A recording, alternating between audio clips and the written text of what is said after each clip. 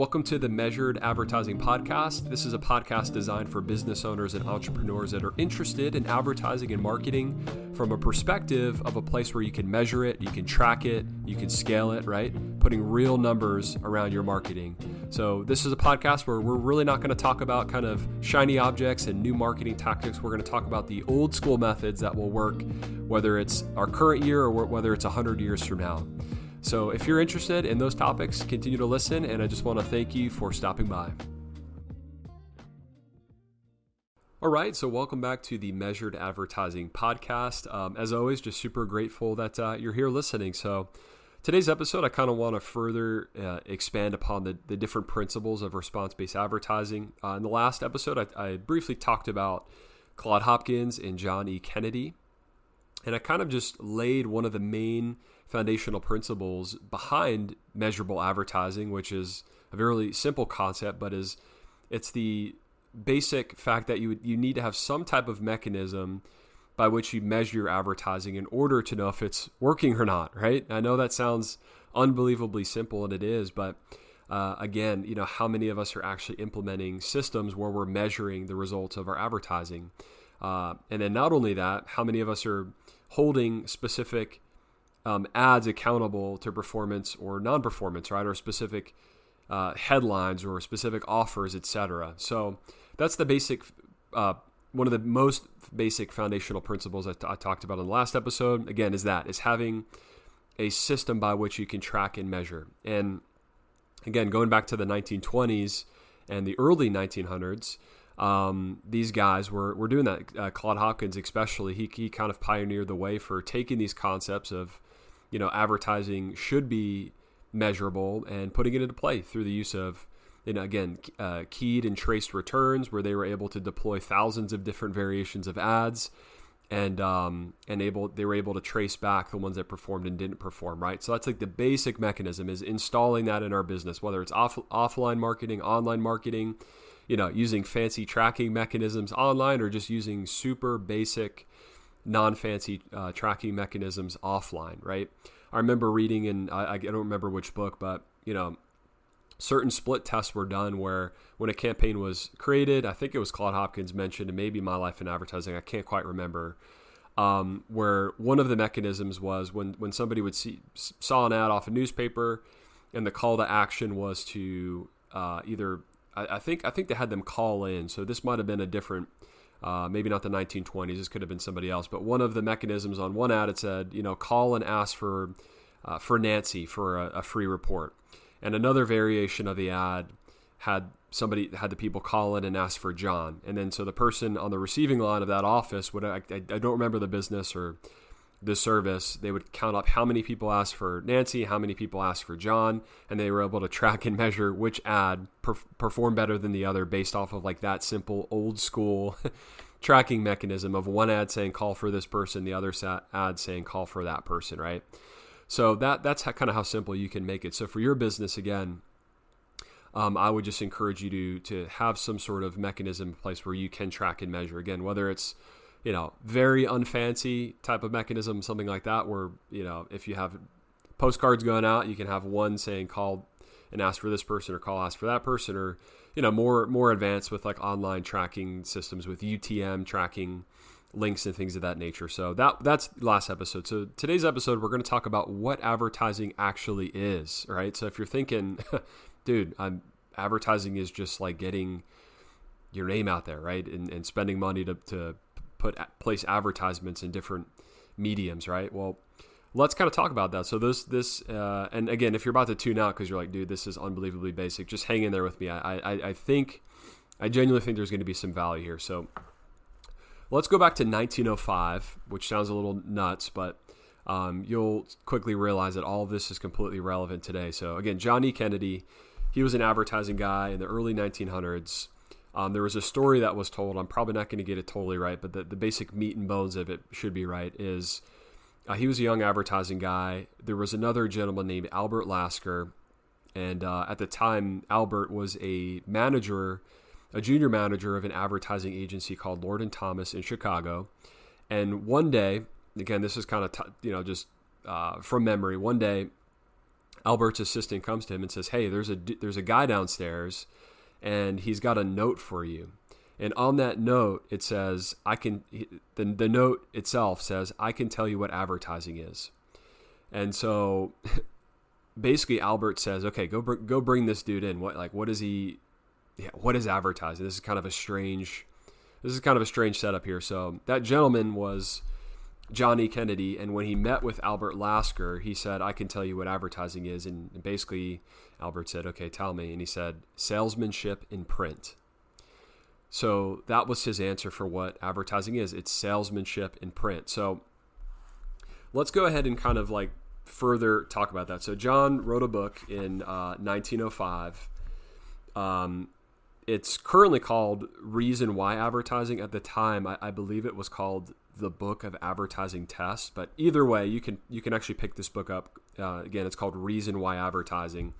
And again, Johnny Kennedy was sort of one of the pioneers behind, looking at advertising as a mechanism to generate clear results that you can measure and track and quantifiably know if it's working or not, instead of, again, what was commonly done at the time, which was just like, who can create the most creative ad, the most original ad that look cool and can get your name out there, right? But nobody was really tracking. There was a couple guys, again, Johnny Kennedy being one, and Claude Hopkins being a guy that kind of came after him. Claude Hopkins also worked for Lord and Thomas under Albert Lasker, who was the manager at the time. And, these guys really pioneered the way. And so one of the things they were trying to chew on, again, was this concept of like, what is advertising? Like, what is it really? Like, if we're looking at it as a profession and something that really can drive the needle for a business, move the needle forward for a business, what is it? And the most simple explanation is it's salesmanship in print. So let's take a look. Johnny Kennedy doesn't really pull any punches. And so you can kind of see he's like, almost has like, I don't know, like this has been working on him for a while, and so let's just kind of read from his words in the book Reason Why Advertising. So he says, advertising should be judged only by the goods that it is conclusively known to sell at a given cost, right? He goes on to say, many advertisers, however, seem satisfied to spend their money on mere opinions about advertising when they might have invested it on evidence about advertising. He says, these are the advertisers whose businesses must first die before they can be convinced that general publicity, or also known as, keeping the name before the people type of advertising, is wrong and salesmanship on paper is right. So he had some, I guess, disagreements with, the general advertisers of his day, who just kind of harped on the keeping the name before the people type of advertising. So he says these people have to go broke first before they realize that advertising, which is salesmanship on paper, is the right way to go. He says they blindly gamble in advertising when they might have safely invested in it. If they were to buy any other kind of service except for advertising, they would demand tangible proof of its efficacy before they spent much money on it, right? So kind of makes sense. Like if they're going to purchase a ton of office equipment, like they'd want to know it's in good quality and in working order before they pay for whatever, $200,000 or $500,000 to outfit their office with new equipment. They'd want to make sure it's like good quality first, right? And he says if they hired a salesman, for instance, they would expect him to prove that he was earning his salary by making sales, right? Of course, the salesman's function in the business is to make sales. Office equipment's function is to be high quality office equipment, right? Nothing else. But for some reason, right, like it's advertising just doesn't fit that category, right? Interestingly, but he's saying it should. So he says, nor would they be satisfied with the statement that the salesperson was keeping the name before the people profitably enough to compensate for his lack of sales, right? Nor would they enthuse over a report from him that he was influencing sales for the other salespeople, right? What the advertising employer would demand from his salesperson would be profitable orders, right? And that makes sense, right?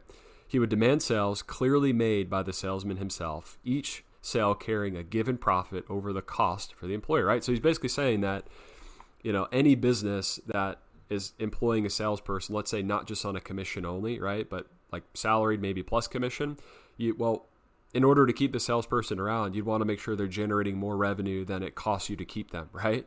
And he's saying, in every other industry or in any other function of your business, you also think in those regards of like what you're getting for your money, right? Except his main thing was saying like so many advertisers have that thought process, except when it comes to their advertising. But he's saying it shouldn't be any different, right? I'm gonna take a quick sip of coffee here as we're chatting. So this is Johnny Kennedy's explanation.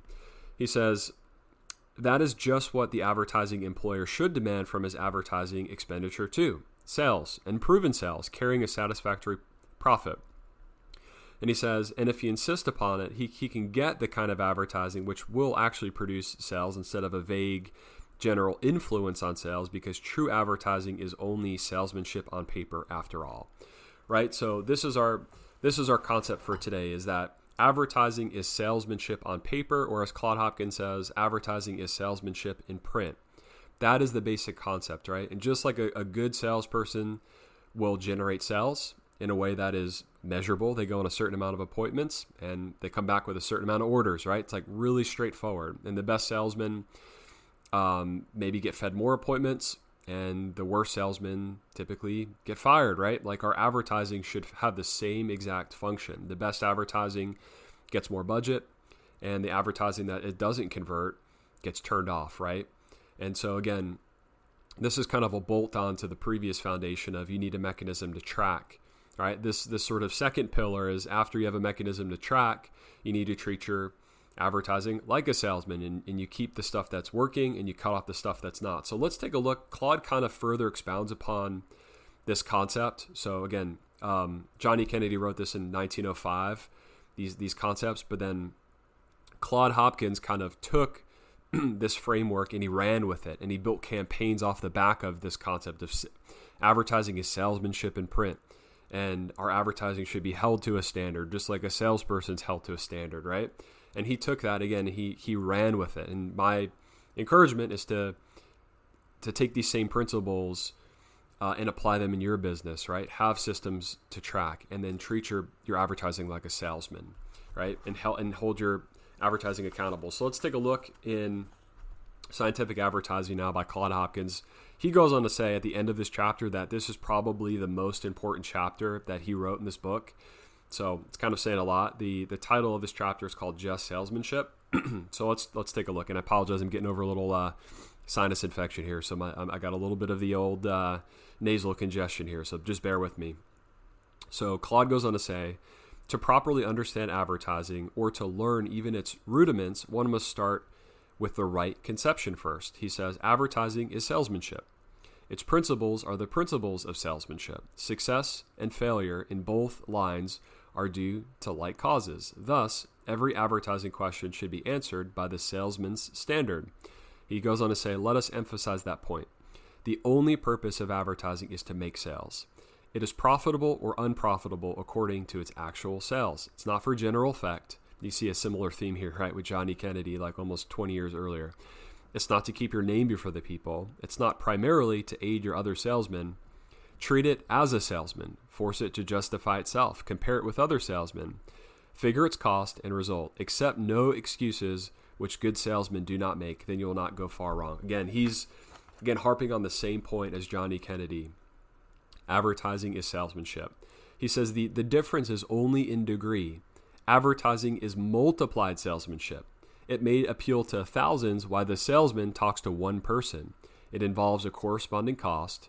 Some people spend $10 per word on an average advertisement. He's referring kind of the cost per placement at his time. Therefore, every ad should be a super salesman. An individual salesman's mistake might cost a little bit. An advertising mistake may cost 1,000 times as much. So he said, be more cautious, more exacting, therefore. A mediocre salesman may affect a small part of your trade. Mediocre advertising affects all of your trade. And he says, so again, he's kind of reiterating the points. But let's get into the specifics now. So Claude kind of takes it a step further, and he describes what a good salesman should be like, right? So he said if one salesperson can kind of screw up an individual sale, when you're talking about advertising's multiplied salesman, right? So instead of having one salesman, now you have 1,000 salesmen, right?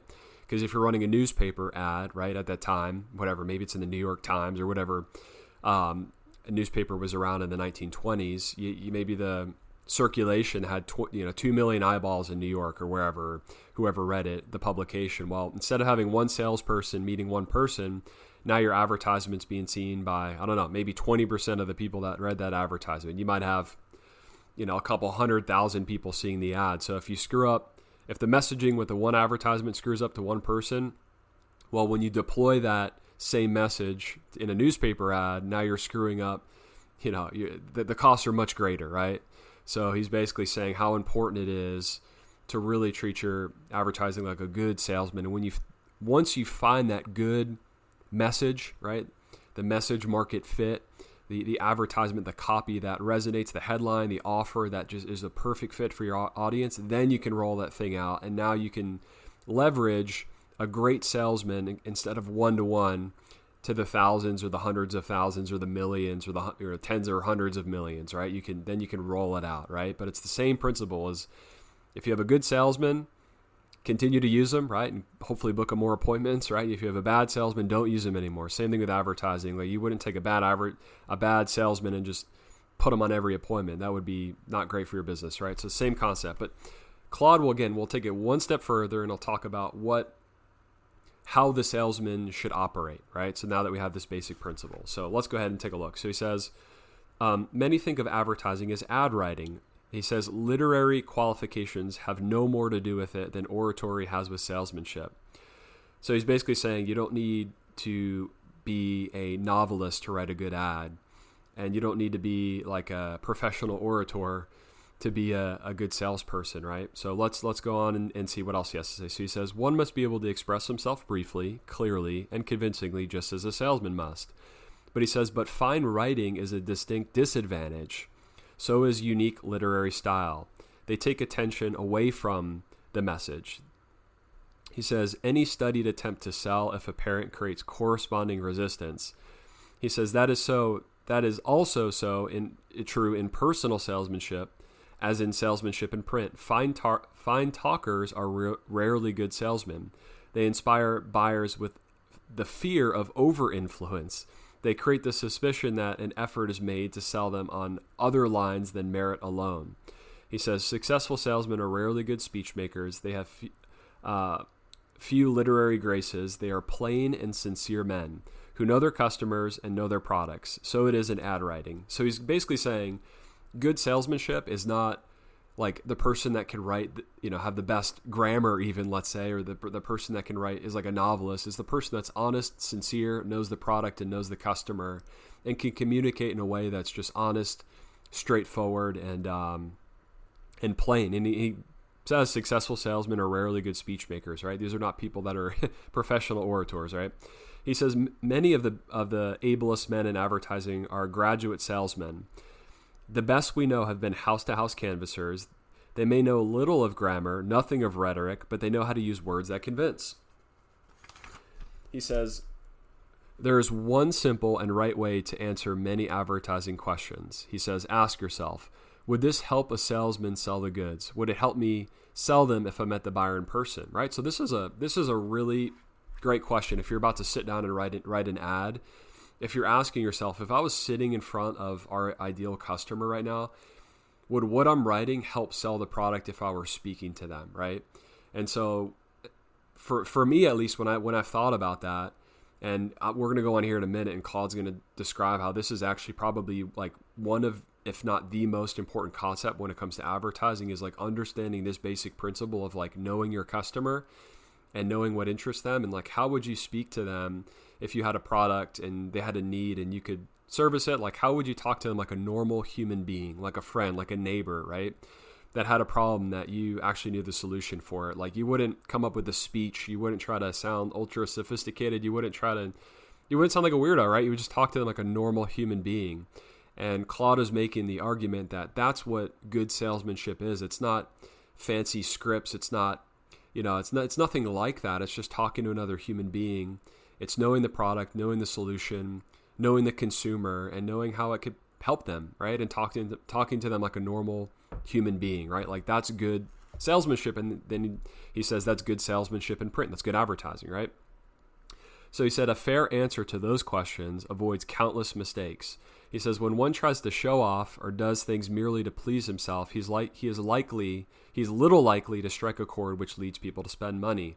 He says some argue for slogans, some like clever conceits, he says, would you use those in personal salesmanship, right? Would you, if you're talking to an individual about a problem they have and how you can solve it, would you bring up like a random slogan? And give me 1 second here. I'm actually going to do a little cough break.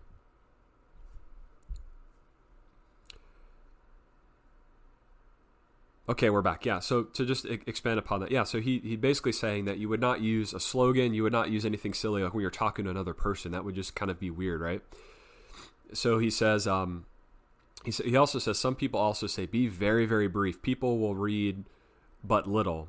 And he says, would you say that to a salesman? If you had a prospect standing before you, would you confine the salesman to a certain number of words? He said that would be an unthinkable handicap, right? So one of the other arguments is like people don't read advertising. This is a conversation I've heard over the years. People talk about, long form ad copy versus short form, which is better. And basically the argument is like, well, what would you do if you had somebody sitting in front of you? If your salesman was meeting with a customer that wanted what you need, would you tell the sales guy, hey, you got to limit your conversation with this client to only 2 minutes, right? No, you spend as much time as you need, answer whatever questions they have, address their concerns, talk about how we could potentially help them with their issue, right? Like take as much time as you need. This is like the most important function, right? Is like meeting with a potential customer, right? So don't shorten yourself. Don't arbitrarily like create a certain amount of words you have to say. Like say everything you need to say, right? If it's the right person and they're the right prospect, say everything you need to say, right? To encourage them to make a purchase if it's the right fit for them. So Claude is saying like the same thing when it comes to salesmanship in print. Like disregard that these arbitrary concepts of like people only read short advertisements, keep it short, keep it punchy. Like no, like if it's the right person, say everything that you need to say, right? So he says, so in advertising, the only readers we get are people whom our subject interests. No one reads an ad for amusement, long or short. Consider them as prospects standing right there before you, seeking for information. Give them enough to get attention, right? So again, this is that is one of the most important concepts, right? So let's fast forward to the end of this chapter. I'm going to wrap it up here in a second, but I think this is just, all of these principles are just so critical. I just want to make sure to touch on all of them. So he goes to say, when you plan and prepare an advertisement, keep before you a typical buyer, right? Your subject, your headline has gained his or her attention.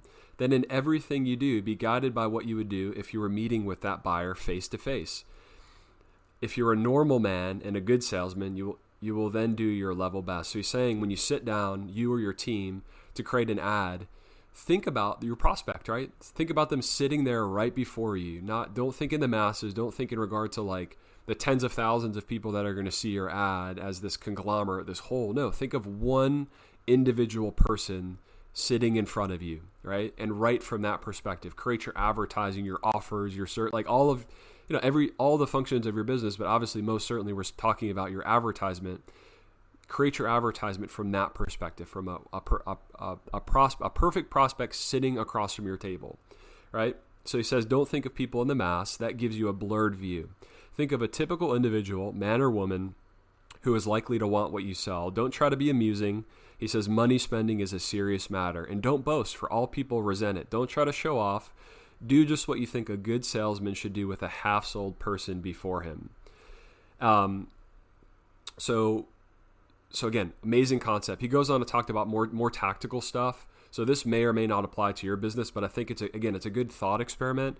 He says some advertising men go out in person and sell to people before they even plan or write an ad. He says one of the ablest of them has spent weeks on one product, selling it from house to house. In this way, they learn the reactions from different forms of arguments and approach. They learn what possible buyers want and the factors that don't appeal to them. And he said it's quite customary to interview hundreds of possible customers. So he's just giving examples like in the advertising business. He's like some of the best ad guys would, before they even wrote an ad, because again, knowing how important this concept is, if they have a client that's going to go invest $1 million or a couple million in a campaign, like, hey, before we roll out and deploy that $1 million, like, let's really make sure we nail down our messaging. Let's really make sure we understand our customer. And so some of these guys would literally go out door to door selling, trying to sell the product, and they'd try to figure out like what are people actually interested in and what appeals to them, what doesn't appeal to them, what questions do they have, and so on and so forth. to really hone the message. So like this really hones in on the principle of like, it is all about the prospect, right? Like all of our effort should be focused on really figuring out how they think, what they're interested in, what they're not interested in, what questions they have, what objections they have, and really structure our advertising around those things, right? Before we roll out a massive campaign.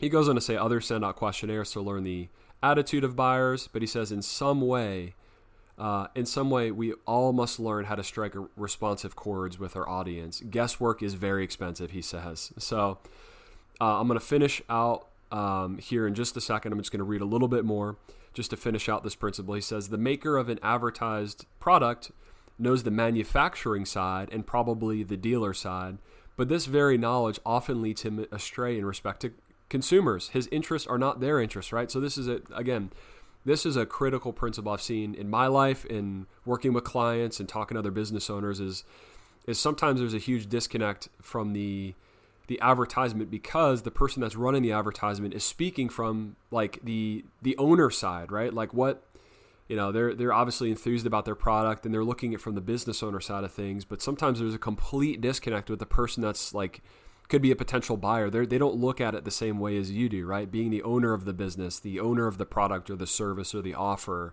you might see it through a different lens. Now, maybe you have been a buyer of the thing that you do, so you can have some empathy, you can see through their eyes, but sometimes as time goes by, you kind of forget what it's like to be a first-time buyer of whatever the thing is that you offer to the marketplace. And so Claude is basically saying sometimes like that's where a lot of the pitfalls happen, is when you're putting on the lens of your business owner's eyes when you're writing the advertisement, and maybe you're doing some of the boasting he talks about of why you're the best in town and why you got the best product and it's all about you, and you're completely forgetting that there's somebody on the other side of the screen or the other side of the advertisement that doesn't think like the business owner of the product that they're buying. They think like a consumer that has a need that they're trying to solve, right?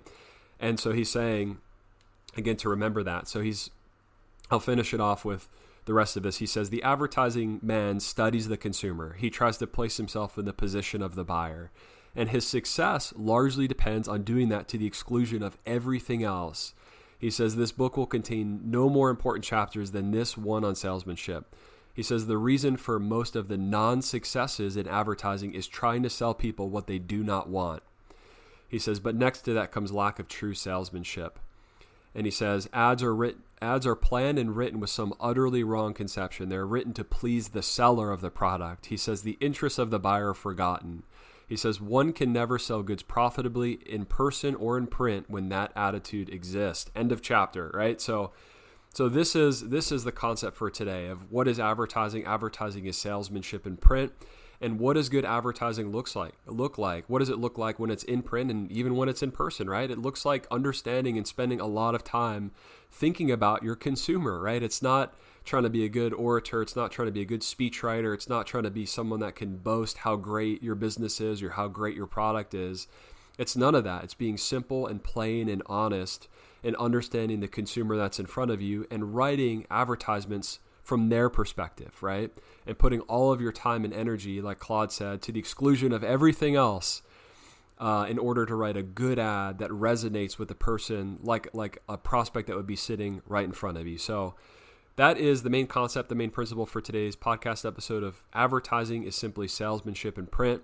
And again, I would encourage you, if you're going to deploy a new campaign, put the perfect ideal prospect in mind in front of you when you write your campaign. And then, as I've mentioned previously, hold all of your advertising to the standard that you would hold a salesman to. So that's it for today's episode, and I will see you in the next episode. Talk to you later.